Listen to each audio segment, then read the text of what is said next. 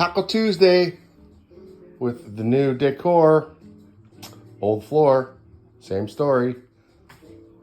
I got flaxseed tortillas, low carb, from my bros at Guerrero.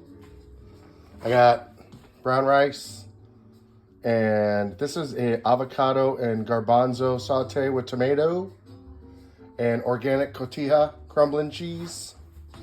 Got some black beans with dark chili, roasted mushrooms in it, and sauteed zucchini batons in the Peruvian spice blend. I'll learn how to do the links in the comments later. But there's the carb watch. Guerrero's getting into the game. I'm pretty proud of them because they're keto and they're doing what we need is high fiber, low net carb. All of us, even you skinny ladies. But those are them, and those are handmaids. Pretty sweet. You can make that at home. Happy Tuesday.